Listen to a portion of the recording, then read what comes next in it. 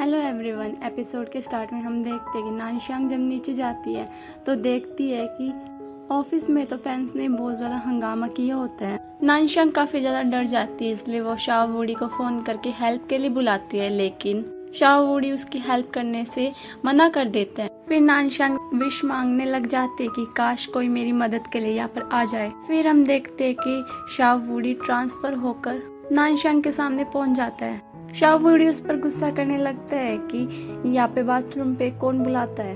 तभी नानशांग की एक स्टाफ मेंबर उसके पास आकर कहती है कि बाहर आओ जल्दी से, हमें तुम्हारी जरूरत है, बॉस की जान को खतरा है। नानशांग घबराकर शाओ वूडी को गोद में उठा लेती है ताकि उसके पैर दिखाई ना दे, वरना उसकी काफी ज्यादा बेइज्जती हो जाएगी कि वो एक लड़के के साथ बाथरूम में थी। अगले सीन में दिखाया जाता है कि नानशांग और शाओ वूडी ऑफिस में छुपे होते हैं। उन्होंने एक ट्रैप बिछाया होता है उस लड़की के लिए जिसने लू जीचैंग को वो खून वाला कपड़ा भेजा था, और शायद वो उसे मारने के लिए यहाँ पर आ भी सकता है। वो दोनों बातें कर ही रहे होते हैं कि तभी वहाँ पर वो फैन आ जाता है। नानशांग उसे पकड़ने के लिए जाती है, लेकिन वो फिसल कर गिर जाते हैं, जिस वजह से शाओ वूडी उसे पकड़ने के लिए जाता है। नानशांग जब उनके पीछे जाते हैं, वो स्टेयर्स पर देखते हैं कि शाओ वूडी काफी ज्यादा घायल था। वो उससे कहती है कि तुम्हें इतनी चोट कैसे लगी। वो ये सोचती है कि मैंने तो इसे अपनी नॉवल में एक स्ट्रॉन्ग कैरेक्टर बनाया था और अच्छा फाइटर भी। वो कहता है कि ये सब मैं नहीं जानता, बस मैं अब मरने ही वाला हूँ, और मैं जानता हूँ कि तुम मुझे बहुत ज्यादा लाइक करती हो।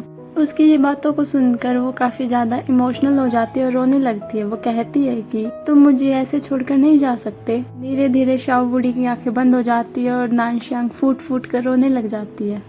तभी एकदम से शाओ वूडी अपनी आंखें खोलता है और उससे कहता है कि मैं तो मजाक कर रहा था। नानशांग उस पर गुस्सा हो जाती है और वहां से चली जाती है। शाओ वूडी भी उसे मनाने के लिए उसके पीछे जाता है। वो उससे सॉरी भी कहता है, लेकिन वो उसकी बात नहीं मानती। नानशांग उससे इतने ज्यादा गुस्सा थी कि वो उससे बात नहीं करना चाहती थी, लेकिन शाओ वूडी उसे इमोशनल ब्लैकमेल करके और अच्छी अच्छी बातें करके मना ही लेता है। साथ ही उसे वो प्रॉमिस करता है कि आज के बाद वो नानशांग के साथ ऐसा कोई भी मजाक नहीं करेगा। नेक्स्ट सीन में हम देखते हैं कि जोई लू जीचैंग और नानशांग को डांट रही होती है। नानशांग के इस प्लान को मंजूरी लू जीचैंग ने दी थी। वो उसे डांटती है कि तुम्हें ऐसे नहीं करने चाहिए था, क्योंकि इसमें नानशांग और उसके नेबर दोनों की जान को खतरा था। पर वो इस बात से खुश थी कि उन दोनों ने मिलकर उस खूनी फैन को पकड़ लिया था जो कि लू जीचैंग को मारने के लिए आया था। इस बात से खुश होकर जोई ने नानशांग को लू जीचैंग की परमानेंट असिस्टेंट बना दिया था। नानशांग और शाओ वूडी घर जा रहे होते हैं कि नानशांग उससे सॉरी बोलते हैं कि मेरी वजह से आज तुम्हारी जान खतरे में चली गई थी। शाओ वूडी कहता है कि ये तो मेरे लिए बाएं हाथ का खेल है, इससे मुझे कोई ज्यादा फर्क भी नहीं पड़ता। नेक्स्ट सीन में जब नानशांग ऑफिस जाती है तो ऑफिस का स्टाफ एक फाइल को लेकर उसे काफी ज्यादा डांटता है। तभी एक स्टाफ मेंबर जो कि उसकी काफ़ी अच्छी फ्रेंड भी है, वो उससे कहती है कि हम काफ़ी ज़्यादा खुश है कि बॉस ने तुम्हें परमानेंट असिस्टेंट रख लिया है। इसके साथ ही सभी हंसने लग जाते हैं। इसका मतलब वो सब मिलकर नानशांग के साथ मजाक कर रहे थे। वो उसे बताते हैं कि बॉस 2 वीक से ज़्यादा किसी को भी साथ नहीं रखते, लेकिन उन्होंने तुम्हें परमानेंट असिस्टेंट बना दिया है। तभी लू जीचैंग वहाँ आ जाता है और वो जोई के बारे में पूछता है। वो उससे कहती है कि वो अभी तक नहीं आई। फिर ये सुनकर वो वहाँ से चला जाता है। नानशांग सोच रही होती है कि उसे ये अचीवमेंट शाओ वूडी की वजह से मिले, इसलिए उसे उसका थैंक यू कहना चाहिए। इसलिए वो अपने ऑफिस स्टाफ के पास जाकर कहती है कि आज रात को जो पार्टी होने वाली है, जो कि उसकी खुशी के लिए होने वाले, वो उसे पोस्टपोन करवाना चाहती है, क्योंकि उसे ये खुशी अपने किसी फ्रेंड के साथ मनानी है। नानशांग शाओ वूडी को कॉल करके कहती है कि तुम ऑफिस आ जाओ, लेकिन शाओ वूडी मना कर देते हैं। तो वो कहती है कि या तो तुम आ जाओ, वरना मेरे पास बहुत सारे तरीके हैं तुम्हें बुलाने के। यानी कि वो टेलीपोर्टेशन की बात कर रही थी, जो कि वो हर बार करती है, हेल्प बुलाकर। शाओ वूडी को उसकी बात माननी पड़ती है।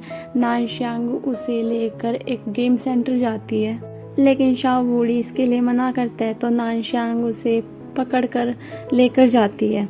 वो साइड में बैठ जाता है और नानशांग गेम खेलती है।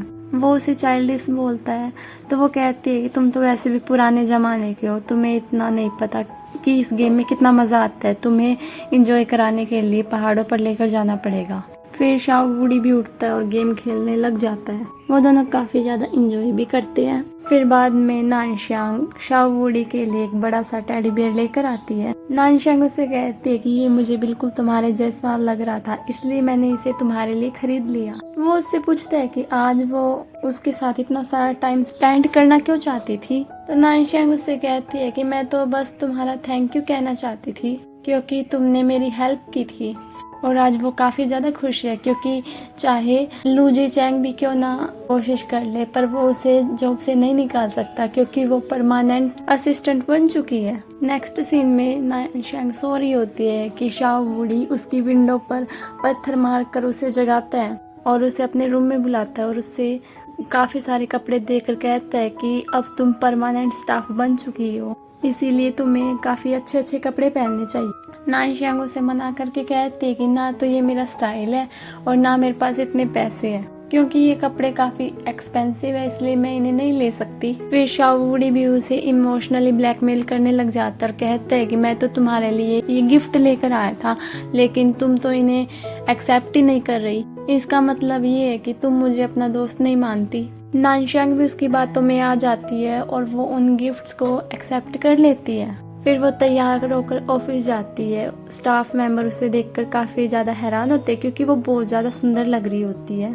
फिर हम देखते हैं कि लू जी चैंग की नोवेल पर काफी ज्यादा नेगेटिव कमेंट्स आ रहे थे जिस वजह से उसका स्टाफ पूरा परेशान होता है, लेकिन लू जी चैंग को कोई भी फर्क नहीं पड़ रहा था। फिर लू जी चैंग के स्टाफ मेंबर लू जी चैंग की बुराई कर रहे होते हैं कि उसे उस कैरेक्टर को नहीं मारना चाहिए था, जिस पर नानशांग लू जी चैंग की साइड लेकर कहती है कि हमें भी उन फैंस की तरह रिएक्ट नहीं करना चाहिए। मैं बॉस की नोवेल को 10 साल से पढ़ रही हूँ और मैं जानती हूँ कि इसमें कैसे टर्न और ट्विस्ट आते हैं और ऐसा भी हो सकता है कि बॉस अगले ही सीन में मेन कैरेक्टर को यू टर्न मारकर वापस ले आए जिससे स्टोरी इंटरेस्टिंग हो जाए और लोगों को वो और भी ज्यादा पसंद आए। नानशांग जब ये सब कह रही थी तो लू जी चैंग भी उसकी सारी बातें सुन लेती। वो नानशांग से काफी ज्यादा इम्प्रेस हो जाता है और वो उसे अपने ऑफिस में बुलाता है और वो उससे कहता है कि वो उसे फर्स्ट टास्क दे रहा है। साथ ही वो उसे एक और टास्क देता है कि उसे जोई के मूड के बारे में